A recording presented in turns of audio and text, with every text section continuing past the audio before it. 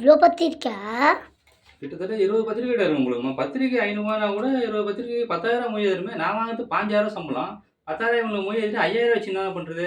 இவனுக்கு பயந்து தான் வீட்ட பூட்டிக்கின்னு யார்கிட்டயும் சொல்லாம வெளில போயிட்டேன். அப்படியே மேல ஏறி சந்து வழியா போட்டுறானுங்க. எதுத்தாப்புல இட்லி கடையில ஒரு பத்திரிக்கை குடுத்துக்கிறானுங்க.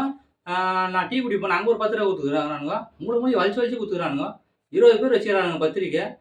இந்த பரமசிவன் நாயோட கால்ல தான் ரோட்ல உழுந்து பெரண்டு கிடந்தேன் கட்டி புடிச்சுன்னு. அந்த நாய் எடுத்து இந்த பத்திரிக்கை சாயந்தரம் எப்போ வச்சதே தெரியல. அதுவும் வச்சுக்குது. இவனுங்க என்ன பத்திரிக்கை வேறன்னு பிசினஸ் பண்ணுறானுங்க அத. அ என்ன பண்றது? பத்திரிக்கை வைக்கும்போது மட்டும் பார்த்தீங்கன்னா, குடும்பத்தோட எல்லாம் வந்துருங்கோ. யாரும் மிஸ் பண்ணக்கூடாது. எல்லாம் வந்துரணும். நீ வந்தா தான் தாலி எடுத்து குடுப்பேன்னுவான். அங்க போன உடனே, "மச்சான் வா மச்சான். பிஸியா இருக்கிறேன் உட்காரு. ரசம் சாதம் இருக்குது சாப்பிட்டு போயிடு மச்சான்றான்." இப்படிதான் சொல்லுவானுங்க.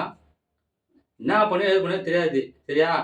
நீ வந்து ஒண்ணு வீட்ட காலி பண்ணிக்கின்னு எங்கன்னா சத்தியமங்கலம் கால் பக்கமா போயிடுவோம். என்ன?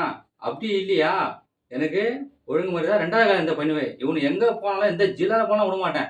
இவன்கிட்ட வசூல் பண்ண மாட்டேன். 5,00,000 பத்திரிக்கை ஆச்சு. எனக்கு என்ன பண்ண தெரியாது. 2 எதாவது ஒண்ணு பண்ணியே ஆகணும்.